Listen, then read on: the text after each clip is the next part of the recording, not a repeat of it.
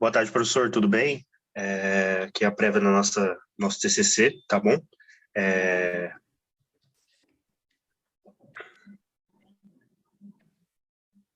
Nosso TCC é a análise dos ácidos H13 e M2 para o uso em aço ferramenta para a prensa, tá? O TCC está sendo feito pelo Lucas Bahia Silva e por eu, Vinícius Santos Cardoso.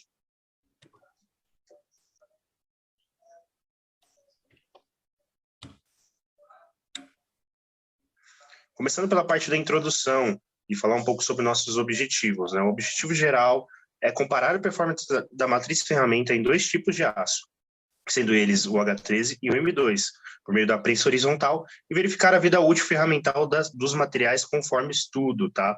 O nosso objetivo específico é analisar os dois materiais para utilização de matrizes e comparar a produção de peças por matrizes. A nossa justificativa é o ocasionamento de trincas em matrizes com aço H13, e daqui a gente já entra no processo do quê?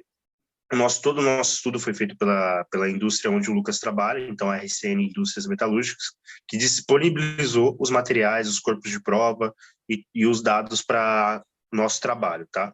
A gente teve uma comparação de matrizes, também a gente teve uma comparação de matrizes com aço M2, tá? Então a gente tinha matrizes que estavam ocasionando trinca com aço H13 e a gente agora fez a comparação com as matrizes do aço M2. Nossa revisão de literatura, a gente tem que começar na parte do aço do Brasil, né? Então, para começar a falar sobre esse processo, a gente tem que voltar lá na parte do descobrimento do Brasil, né? Em 1500, né? Com 1532, a gente teve a primeira fundação da primeira vila do país, a Vila de São Francisco, né? Que foi criada pelo Martim Alfonso, que era um nobre e militar português.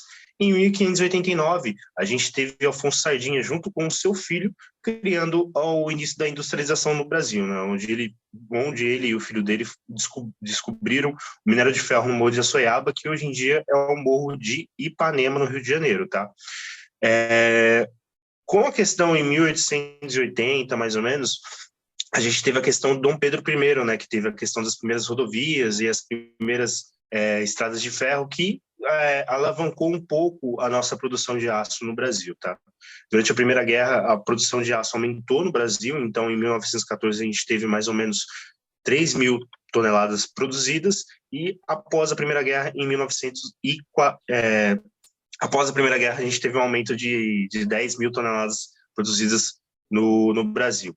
O Brasil, hoje em dia, ele ocupa a nona posição no ranking de países produtores de aço no Brasil, sendo que a produção chega a 36 milhões de toneladas por ano, né? Então, a gente vê a comparação com 1914, que era de 3 mil toneladas, hoje a gente tem uma produção anual de 36 milhões de aços produzidos no ano.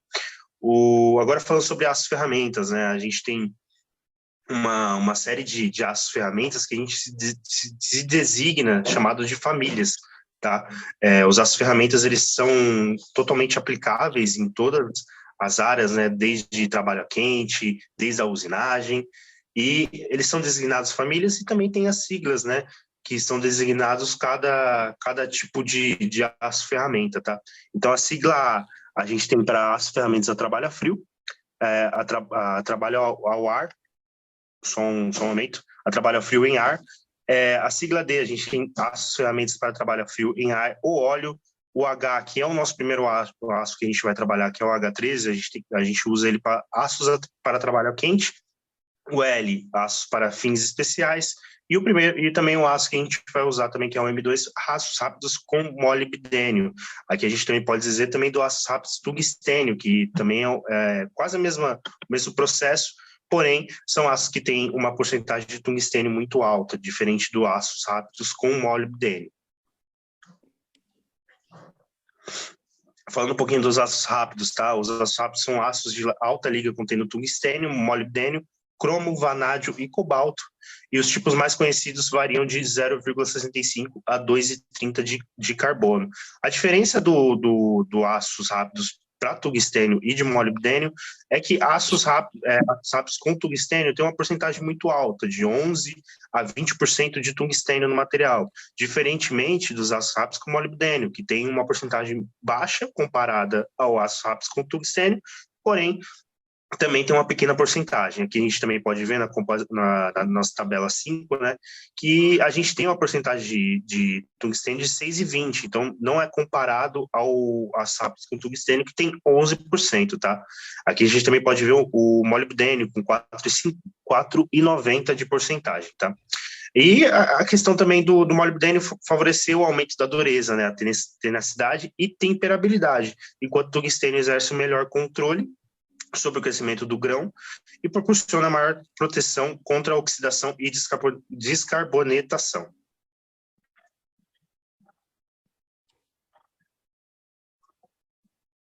O aço rápido para trabalhar quente também, é um aço de baixa liga, né, para ser utilizado para matrizes e forjamento a quente, e os tipos mais conhecidos variam de 0,25 a 0,60 de carbono, tá? Ele é amplamente empregado na indústria por conta do que ele tem uma grande temperabilidade, tem uma resistência ao amolecimento pelo calor, uma resistência ao desgaste em temperaturas elevadas, uma excelente tenacidade e resistência a choques térmicos.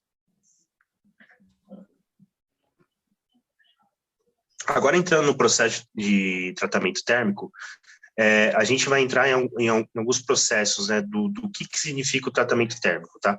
O tratamento térmico, ele serve para a durabilidade do material, né, aumentar e mover a durabilidade do material, né? A gente vai dizer da têmpera do material, então, a têmpera sendo um tratamento térmico, tá? Então, ele é o aquecimento, aqui a gente vai dizer sobre os ácidos M2 e o ácido H13, tá? Então, para realizar a têmpera no ácido M2, a gente tem o aquecimento para a têmpera que é realizado com um banho de sais fundidos, um aquecimento preliminar de 400 a 500 graus, um pré-aquecimento com uma temperatura de 860 a 880 graus e um banho de alta temperatura de 1.200 a 1.220 graus. A têmpera no processo do aço H13, ele é realizado com 1.010 a 1.030 graus, um óleo apropriado com agitação e aquecimento entre 40 graus e 70 graus, e um banho de sal que é mantido em uma temperatura de 500 a 550. Então, aqui na nossa figura aqui da têmpera, a gente pode ver alguns grãos ali do processo que foi feito com o aço M2, que teve um ataque em um zoom microscópico de 1.000. Agora a parte do revenimento, tá? O revenimento ele também serve para a questão do tratamento térmico, tá? A têmpera, ela vem no começo do processo e depois vem o revenimento, tá? Ele é um processo localizado de modificações industriais, estruturais, tá? Tem performances ocorridas em um material submetido a condições que produzem tensões, tá? Então, aqui a gente pode ver nos nossos dois gráficos, tá? Um gráfico do M2 e do gráfico H13, que a gente aqui pode ver do quê? A dureza do material do lado esquerdo e a temperatura de revenimento embaixo, tá? Então, a gente pode ver que a dureza ela aumenta e abaixa, tá? Com a questão da temperatura do material, tá? No H13 é a mesma coisa, a gente vê a dureza do lado esquerdo e a temperatura do material sendo movida quando é colocada. A questão da fadiga, tá? A fadiga ela é causada por uma falha prematura, tá? Então, uma ruptura de um componente onde é submetido a um carregamento repetido, então vários ciclos, digamos assim, tá? Ela é considerada 50% a 90% da questão da questão de quebra, digamos assim, dos materiais em engenharia, tá? As faturas por fadiga são consideradas 50% a 90% desse processo. O processo de fadiga pode ser dividido em duas fases, a nucleação e a propagação, e a gente também pode dividir o processo de fadiga em três estágios, tá? Que é a iniciação da trinca, a propagação da trinca e depois a nucleação na verdade, a gente depois vai dividir sobre a quebra do material, tá? E existem dois tipos de fadiga, tá? A fadiga térmica, que são as tensões térmicas, tá? A questão de coisas naturais, etc. E as fadigas mecânicas, que são os carregamentos cíclicos. Então, são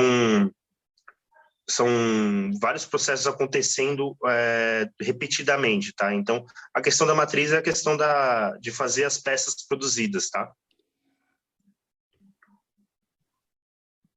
Aí a gente entra no processo de forjamento também, que a forjaria é um processo de deformação mecânica para dar forma ao material.